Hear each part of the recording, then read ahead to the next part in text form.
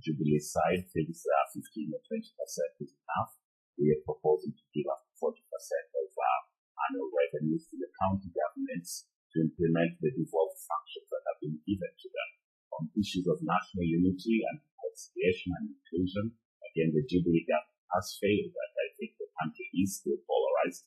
That's why people are running away. They have said they will not implement the TJRC reports, and we have said we will implement. So a lot of young people are feeling left out with the high unemployment overall. Okay. The economy is growing in the big figures, and on the day-to-day issues, young people are not getting jobs. All right, Ken, being left behind. So some people are feeling the benefit, but some are feeling left out. Okay, Ken, and obviously I gave a member of parliament an open-ended question, and you did the most with your time, as you absolutely should. So I'm going to give Raphael a chance to respond to some of the issues that you brought up. Raphael?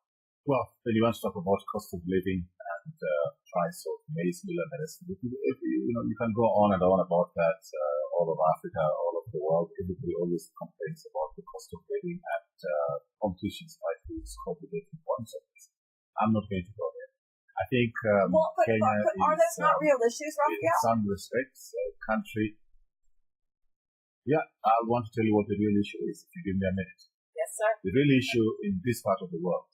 Anytime an African state has failed in Africa, it is invariably because of ethnic tensions and clan tensions. I talk about Somalia, I talk about South Sudan, they talk about DRC Congo. The common thread that is evident in every failed African state is that. Now, as Jubilee Party and this president, the one action that they are committed to is to ensure that we make this country viable by bringing the Kenyans together. What our opponents have done, which is the easy thing to do, is to be able to whip up nationalistic emotions of various communities.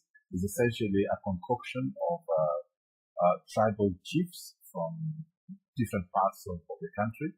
They don't even get along. I mean, if you're talking about corruption, that's like. Okay, we're having a bit of a technical issue right now with Raphael, so while we sort that out, I'm going to go to John Allen on that. John Allen, is that, obviously the ethnic tensions are real, but is that an oversimplification of the complex issues that Kenya is facing? An extreme oversimplification. You see, tribalism is always the funnel that all of our issues are expressed through, because people, especially during a hyper-political period, are asked to experience them through that tribal lens. But the truth of the matter is corruption is an issue, hunger is a real issue, impunity is an issue. All of these things are things that the Jubilee government has tried to deal with to some level, to some measures, but to a large extent, especially with regard to impunity, with regard to solving crimes, extrajudicial killings. That's been a very big issue for this government.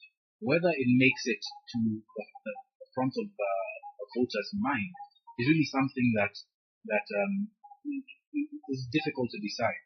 And that's because propaganda has become such a big part of this election. So all sorts of mudslinging has become such a great part of this, aided by the internet, that a regular voter, is very hard-pressed to decide what the real, true issues are, even though they've been experiencing it for some time, especially over these 4 years.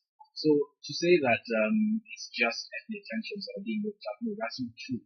But the history of the country is that all of our issues, a lot of our issues, are always expressed through that point of view, through two specific lenses. With the government of the day, it will be that person, that candidate is dangerous, and therefore we should not let him anywhere near the presidency. To the people in the opposition is that we've been marginalized, we being the regular Kenyan on the street has been marginalized, and therefore it is our turn to be able to take a share of John Allen, let me ask you then, this cake. If it's the same narrative every election, how do you get particularly young people, I know you've done reporting on this, how do you get young people to feel like it's not just more of the same over and over? By engaging with their issues, by telling them and talking to them about real structural ways that you can solve the problem. For one, unemployment, which is by far the biggest issue that young people across the country are complaining about. But because both Jubilee and NASA are reading from the same playbook, then the very broad strokes that are being painted and very hopeful pictures of the future that are being painted without real specifics, without real engagement. And it's become more of a caricature of engagement rather than real positive engagement with the youth.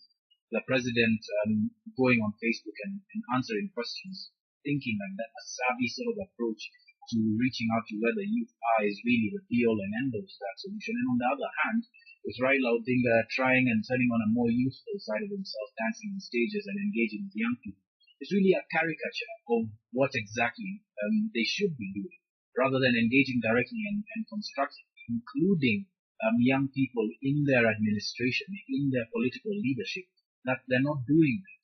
So, Ken okay, might be a senior politician within the NASA coalition, but he's in far lower rang than he ought to be if they were being serious about so engaging with the let youth. me ask Ken about that. Ken, is there a pipeline